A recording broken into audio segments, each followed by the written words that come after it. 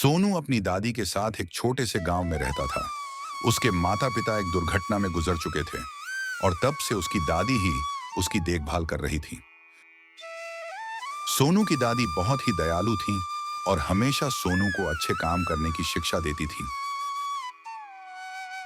उनका घर गांव के किनारे पर था, जहां एक छोटा सा बगीचा भी था जिसमें सोनू खेलता था। सोनू का गांव बहुत सुंदर था, लेकिन गांव के लोगों के पास बहुत कम संसाधन थे। बारिश कम होने की वजह से फसलें ठीक से नहीं उगती थीं और लोग बहुत मेहनत के बाद भी मुश्किल से अपना गुजारा कर पाते थे। सोनू को यह देखकर दुख होता था और वह हमेशा सोचता था कि काश वह कुछ ऐसा कर पाता जिससे गांव के लोगों की मदद हो सके। एक दिन सोनू अपनी दादी के साथ जंगल में लकड़ियां लेने गया। वहां उसे एक अजीब सा चमकीला पेड़ दिखाई दिया, जिसकी पत्तियां सोने जैसी चमक रही थीं। सोनू ने पेड़ के पास जाकर उसकी जड़ों को देखा और महसूस किया कि यह कोई साधारण पेड़ नहीं था। उसने अपनी दादी से पूछा, दादी, ये पेड़ इतना चमकीला क्यों है?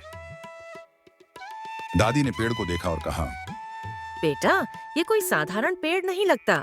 हो सकता है इसमें कुछ जादू हो। हमें इसे किसी को नुकसान पहुंचाए बिना संभाल कर रखना चाहिए। सोनू ने भी अपनी दादी की बात मान ली और पेड़ को तोड़ने या काटने की बजाय उसका ख्याल रखने का फैसला किया। सोनू ने अगली सुबह उस पेड़ के नीचे जाकर देखा कि उसके पास सोने के कुछ सिक्के गिरे हुए थे। उसने उन्हें उठाकर दादी को दिखाया और दोनों को समझ में आया कि यह पेड़ वाकई जादुई है। सोनू और उसकी दादी ने यह तय किया कि वे इस पेड़ का उपयोग गांव के लोगों की मदद करने के लिए करेंगे। धीरे धीरे सोनू ने पेड़ के नीचे से हर दिन कुछ सोने के सिक्के इकट्ठा किए और गांव के उन लोगों को दे दिए जिन्हें उसकी सबसे ज्यादा जरूरत थी। किसी ने अपने घर की मरम्मत करवाई तो किसी ने अपने बच्चों की पढ़ाई का खर्च उठाया। गांव में खुशहाली लौट आई और लोग सोनू और उसकी दादी की तारीफ करने लगे। सोनू की वजह से गांव में एक बड़ा बदलाव आया। लोगों के पास अब खाने की पर्याप्त मात्रा में भोजन था और बच्चों के लिए एक नया स्कूल भी बन गया था। लोग हर रोज सोनू का आभार मानते थे। गांव के मुखिया ने सोनू की ईमानदारी और नेकदिली को देखकर उसे सम्मानित भी किया।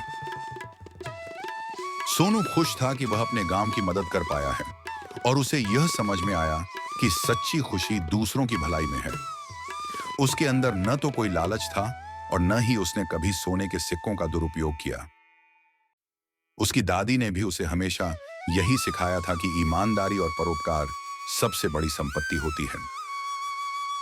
गांव का एक व्यापारी जो लालची और चालाक था, उसने सोनू के इस जादुई पेड़ के बारे में सुना। उसने सोचा, अगर मेरे पास यह पेड़ हो तो मैं बहुत अमीर हो सकता हूँ और सारे गांव पर राज कर सकता हूँ। उसने सोनू से पेड़ को खरीदने की पेशकश की और कहा, सोनू, मैं तुम्हें ढेर सारे पैसे दूंगा, बस ये पेड़ मुझे दे दो। सोनू ने मना कर दिया और कहा, यह पेड़ मेरी नहीं, बल्कि पूरे गांव की संपत्ति है।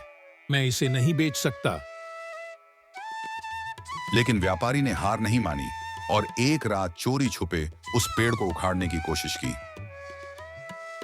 जैसे ही उसने पेड़ को उखाड़ने की कोशिश की, पेड़ ने अपने चमकीले पत्तों को छोड़ दिया और व्यापारी के हाथों में कांटे चुभने लगे। व्यापारी दर्द से चिल्लाने लगा और उसे पेड़ को छोड़कर भागना पड़ा। सोनू ने अगले दिन देखा कि पेड़ थोड़ा कमजोर लग रहा है। उसने दादी से इस बारे में बात की और सोचा कि क्या पेड़ अब भी गांव की मदद कर पाएगा। उसकी दादी ने समझाया, बेटा, इस पेड़ ने बहुत भलाई की है, लेकिन अब यह कमजोर हो रहा है। हमें इसे और ज्यादा उपयोग करने के बजाय इसे सुरक्षित रखना चाहिए। सोनू ने फैसला किया कि अब वह और उसके गांव के लोग खुद मेहनत करेंगे और पेड़ का उपयोग केवल आपात स्थिति में करेंगे। उसने गांव के लोगों को इस बारे में बताया और सभी ने उसकी बात मान ली। उन्होंने अपने खेतों में काम करना शुरू कर दिया और मिलजुल कर मेहनत की। गांव धीरे धीरे आत्मनिर्भर बनने लगा और लोगों को अब सोनू के जादुई पेड़ की जरूरत नहीं रही। सोनू का गांव अब खुशहाल और समृद्ध था। लोगों ने समझ लिया था कि असली खुशी मेहनत और एकता में है। न कि किसी जादुई चीज में। सोनू और उसकी दादी ने लोगों को यह सिखाया कि मेहनत, ईमानदारी और परोपकार से ही सच्ची समृद्धि प्राप्त की जा सकती है। गांव के लोग सोनू की ईमानदारी और उसकी मेहनत की बहुत प्रशंसा करते थे। उन्होंने यह भी सीखा कि किसी भी चीज का लालच इंसान को बर्बाद कर सकता है। सोनू का जादुई पेड़ अब गांव का प्रतीक बन गया था और उसकी देखभाल सभी मिलकर करते थे। गरीब गांव का आदमी गांव में रामू नाम का एक आदमी रहता था। रामू गरीब था लेकिन मेहनती और ईमानदार भी। उसकी पत्नी सीता और 2 बच्चे मोहन और सोहन थे। रामू के पास खेत नहीं थे और उसकी रोजी रोटी का सहारा मजदूरी थी। गांव में कभी कभी काम मिल जाता लेकिन वह भी हर दिन नहीं। रामू रोज सुबह जल्दी उठता, मुंह धोकर गांव के चौराहे पर पहुंच जाता जहां मजदूरों का जमावड़ा होता।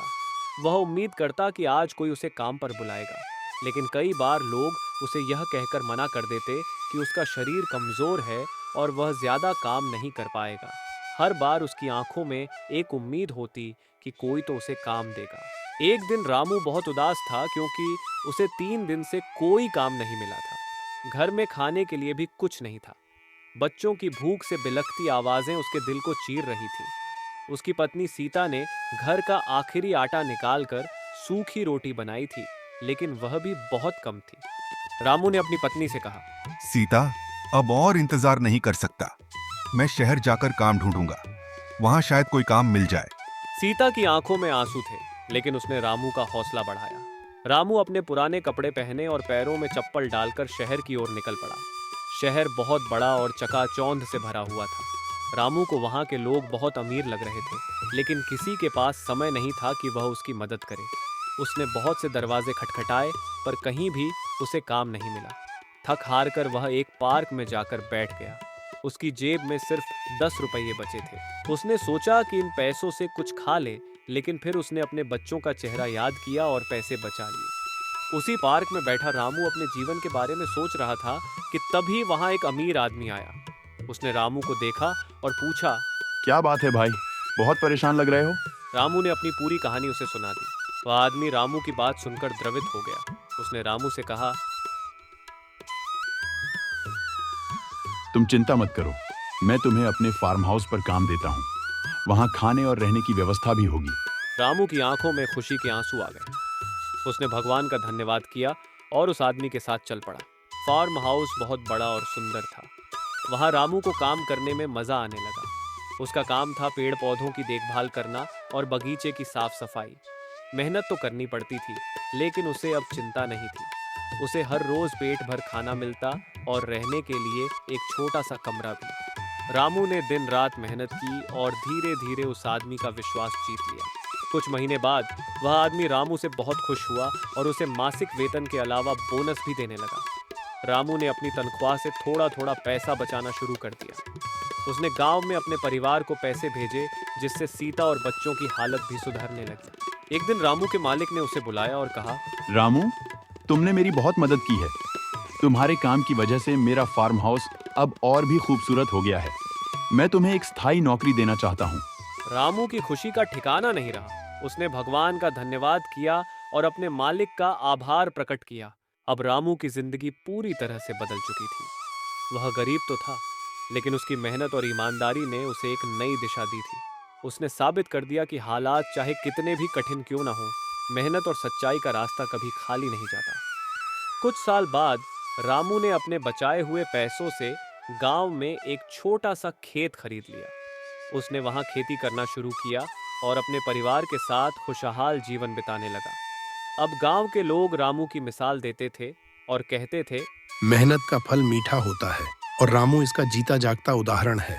रामू की कहानी इस बात का सबूत है कि ईमानदारी, मेहनत और उम्मीद से हर मुश्किल को पार किया जा सकता है। गरीबी कोई अभिशाप नहीं, बस मेहनत और हिम्मत की जरूरत होती है। रामू ने अपने जीवन से यह साबित कर दिया कि कोई भी मुश्किल इंसान की मेहनत और ईमानदारी से बड़ी नहीं हो सकती।